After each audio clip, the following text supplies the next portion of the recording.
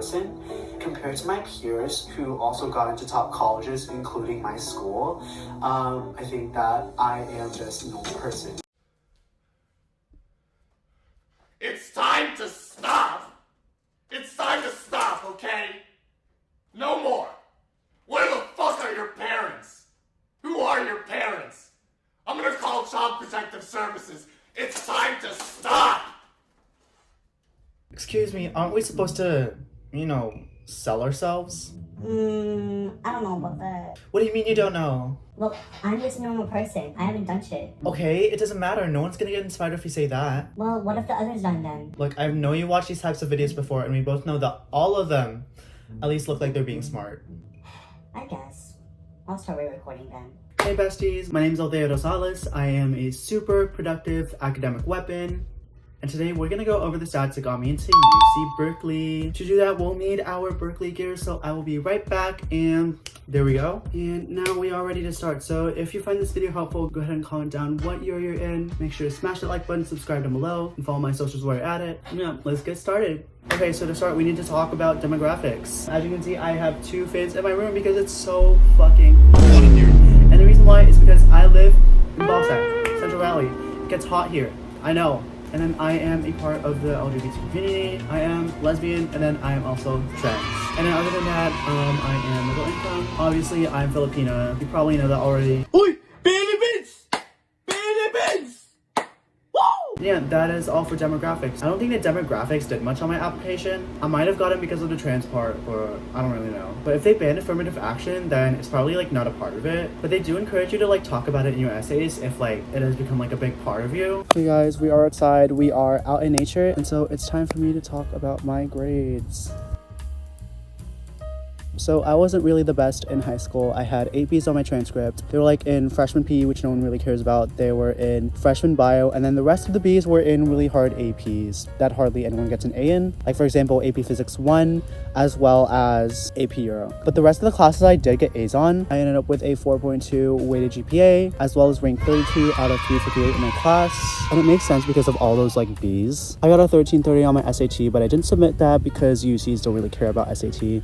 And then I had all 3s and 4s on my AP tests. AP Euro I got a 3, AP Stats I got a 4, AP Push I got a 4, AP Lang I got a 4, AP Bio I got a 3, AP Physics I got a 3, Calc AB I got a 4, and Lit I got a 4. And I'm actually surprised that I got a 4 in Calc and Lit, but that was just because I studied, I think 2 weeks before the exams. And I ended up with AP Scholar with distinction. So really, my general advice to you, if you're taking AP exams, study 2 months before, make sure you're doing those active recall techniques. That's when you get a separate piece of paper, and when you just write down everything you remember. Take breaks and use the Pomodoro technique so you don't get overwhelmed.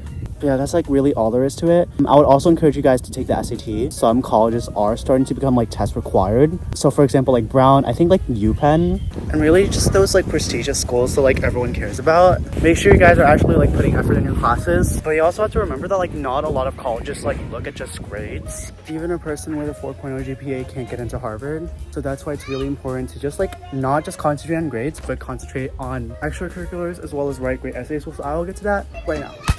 Hey, hi guys, I'm in the shower right now and we are talking about extracurriculars. So full disclosure, I haven't really published any research. I'm not a bestseller author. I'm not a famous person whatsoever. But I did some meaningful activities that I think got me into Berkeley.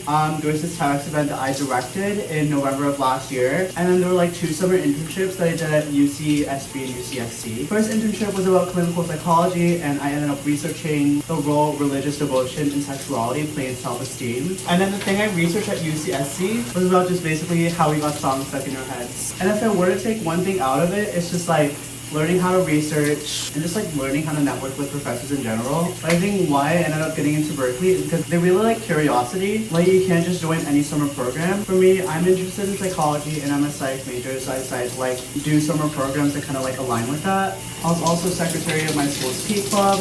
president of Bring Change to Mind Club. And I think the thing with Bring Change to Mind is it's about mental health. And since I'm also into psychology, I think it really helped with that because not only did I want to use psychology to kind of like research stuff, but also to like change policies like around my school. That ties into another thing of like being a leader. That's another key part of why I got into Berkeley is being a leader. I know a lot of people are like, oh, like I'm too like young or like too experienced to lead. But I think one key aspect of Berkeley student life is really like being a leader and making change in your community. And another way I did that is through TEDx West Park High School. I think that's my most meaningful accomplishment so far is directing that TEDx event. And basically what I did was gather committee members that were like willing to do it with me, interview speakers from like all over the country, and just really like set the baseline level for like what all TEDx events at West Park are going to look like. I ended up getting someone from like all the way from Pennsylvania, someone who's the CEO of a dance company, published authors, etc., etc. And it was hard. Like it took 11 months for me to do all that stuff. But again, I think what it really boils down to is leadership. I wasn't really the best in grades, but I've been known to be a leader in my community. And I just love helping my community in general and just like seeing my community change for the better. Another big thing is commitment. I committed to TEDx West Park High School for a little bit over a year. Then I also committed to stuff like cross country for 4 years, marching band for 3 years, key club for 2 years. And it's really just like all about like, hey, like if you're gonna join this club, you have to be able to commit to it for some time, even if it's just like 6 months to a year. I think it really just boils down to committing long enough that you can like write an essay about it. But also it boils down to just like, are you passionate about it? Are you passionate about this thing, or are you just like looking to get into another college? And that's the thing with admissions officers is if you do stuff just to get into a college, chances are that they're gonna see it. Like they're gonna see right through it and they're gonna think, oh, like this person isn't really that interested. Which is why I put stuff like UNICEF, Gay Straight Alliance, and all these other mundane clubs that just didn't really seem to fit my interests. But at the end of the day, and if you're gonna be applying to Berkeley, as long as you showcase that leadership, that commitment, and that interest, then I think you're good. Another advice I want to give you is like just enjoy life in general. Like unless you do bad at high school, those 4 years that you have at high school, that's all you have left. And so while I highly encourage you to be like leaders in your community, also like just enjoy life, like travel the world, hang out with your friends and shit. That's what I often did. You probably wouldn't see me do them either, but I do play Roblox, I do play Destiny 2. I try to run every day, and especially this year, I've been like going out with my friends as much as possible. But yeah, that's pretty much it for extracurriculars, and now let's move on to the essays. Okay, besties, now time for the hard part, essays.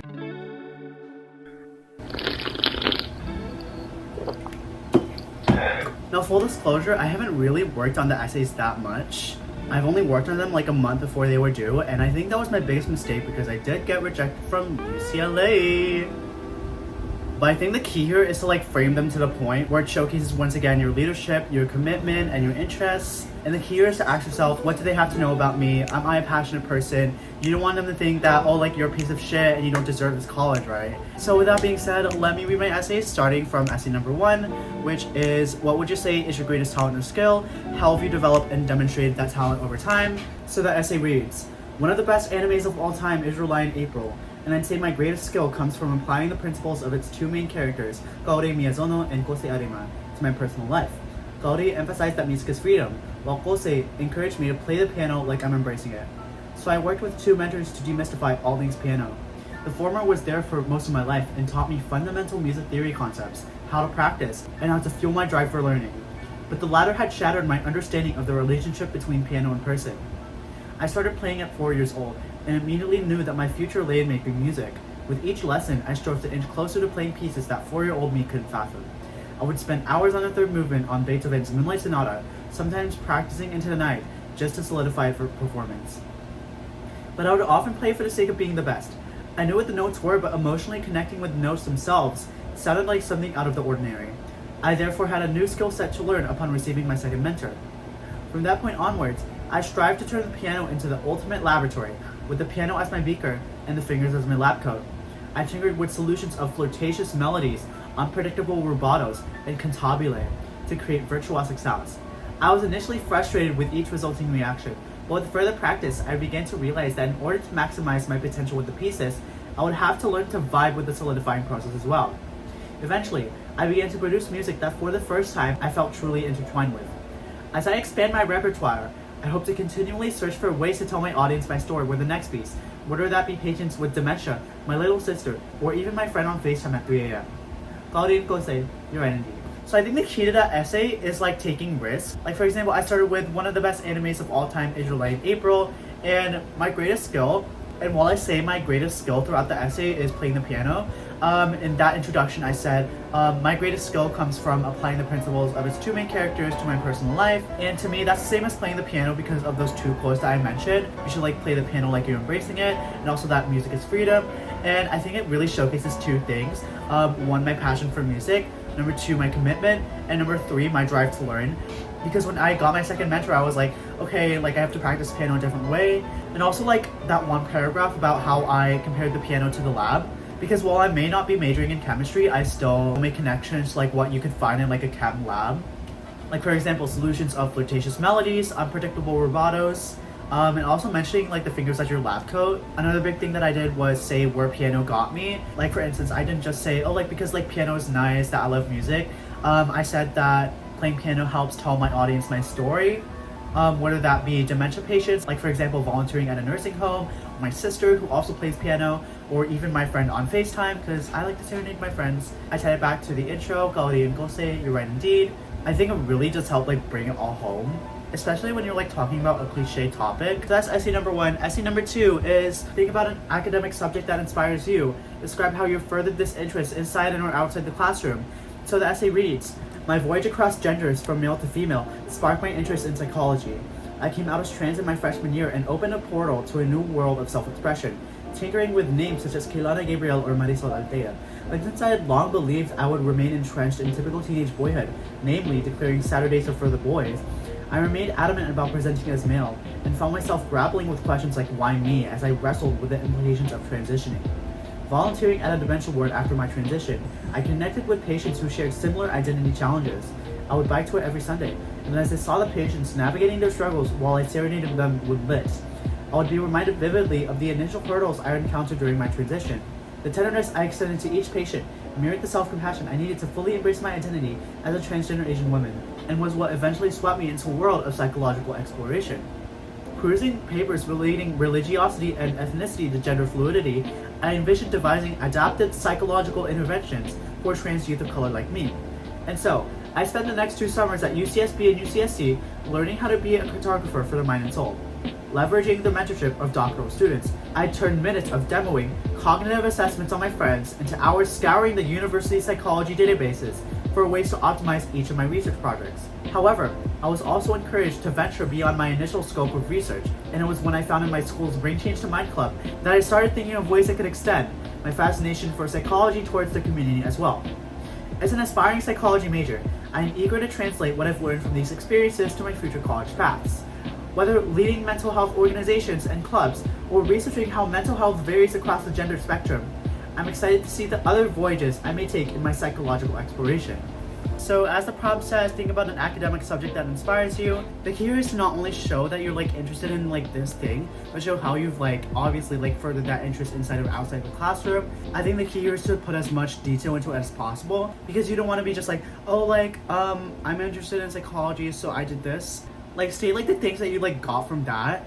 So for example, after researching psychology, I decided to start my school's Brain Change to Mind Club. It was like kind of like my way of like translating what I've learned from that clinical psychology course to the school. And I also say to like why in general do I want to like study psychology, and it was because of like my transgender journey. So that is the second essay. The third essay is what have you done to make your school or community a better place? And I said, although weekends are nice because school isn't in session, Thursdays have been all the rage. Aside from them being Friday Eve, Thursdays for me are a day to be skeptical and fuel my curiosity tank, such as discussing TEDx talks with my TEDx club. Even so, there are 2 particular Thursdays that stand out to me. On a sunny Thursday morning, I was introduced to TED Talks as a unit for AP Lang, where students would use the skills they learned to give their own talks to their class. Hearing my peers talk about the ideas they built their TED Talks on led me to wonder if anyone in my community has ever spoken from an actual TEDx stage. As I admired the stage of my high school's Grove Theater, I began to envision the home of a TEDx logo, red circular rug, and ice-breaking ideas that would ignite the first spark of conversations about change in my school district. Given that many youth in Greater Sacramento have listened to TEDx talks before, I was determined to find ways to empower them to give talks back, making this the basis for the event theme, Breaking the Ice. With a community of 15 student advocates my age, I created a lineup of 8 young speakers from across the United States, some who have worked with Dance Moms contestants, and others who hail from places as far as Pennsylvania.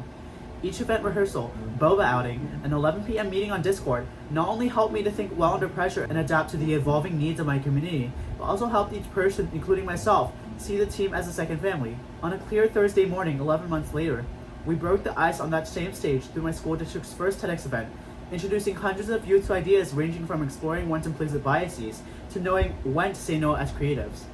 Through this event, we were not only able to encourage attendees to network with people outside of their friendship bubble, but inspire everyone to engage in change of their own. So obviously I said, what did I do to make my school and community a better place? It's to start a TEDx event where people can network outside of their bubble and get inspired. But I think what really drove the point home is not only my hook, but also discussing in detail how I started the TEDx event and what people I chose to speak. Because I said, although weekends are nice because school isn't in session, Thursdays have been all the rage. And I guess it really grabs the mission officer's attention and they're like, why are Thursdays all the rage? Why all of a sudden update is picking this day instead of all the other days of the week? And then also the fact that I have said that a lot of speakers have came from across the country. I think that's what really drove the point home and really showcases my commitment as well as my passion.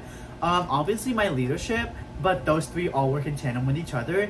And I think I was able to showcase my love for TEDx Talks, my desire to host a TEDx event, the fact that I committed to it for 11 months, and then also just saying how I manage my committee in general. So that was the third essay. The fourth essay is, beyond what has already been shared in your application, what do you believe makes you a strong candidate for admissions to the University of California? So this is the choose your own adventure essay, and I decided to write about my Filipino culture, which again is kind of basic if you think about it for the first time, but here's how I wrote it. Throughout my life, I wish I were other ethnicities, Korean and white to name a few. I hated eating Filipino food in school because I feared being looked down upon. I renounced my Filipino heritage despite attending a Filipino church. And going to Filipino parties seemed like a chore because I rarely understood why we take so long to say goodbye. But strangely, these tiny enclaves of the Philippines would eventually grow on me. Other than the delicious lumpia that's always served, several things about these parties make them worth staying up for. My family and I attend around 5 Filipino parties a year, where we'd catch up with family friends. And the more Filipino parties I attended, the more comfortable I was speaking Tagalog to them. Whether it be receiving life advice or singing karaoke with my Tito Henry, joining in on the chismosa chit-chat with all my titas, or appreciating the cooking my Lola does throughout the night, I've made efforts to have fun speaking Tagalog, no matter how broken it was. I was able to expand both my vocabulary and my frontiers, becoming comfortable networking with new people, and subsequently embracing my Filipino heritage with open arms. Filipino parties also help me savor the little moments, not just through our quirky traditions, such as jumping on New Year's to get taller, but when it came time to say goodbye. We'd often take hours to say goodbye, first upstairs while telling my siblings to pack, then in the kitchen while grabbing leftovers, then at the door with more chit-chat, and then in the car while discussing future plans. Though we often ended between 1 and 4 a.m., it was the seemingly unusual rituals that helped me get acquainted with the concept of chosen family, treating each guest as if they were family too. Now, as a prospective UC student, I'll extend that amiableness and compassion to campus by uplifting other students no matter how varied our interests are.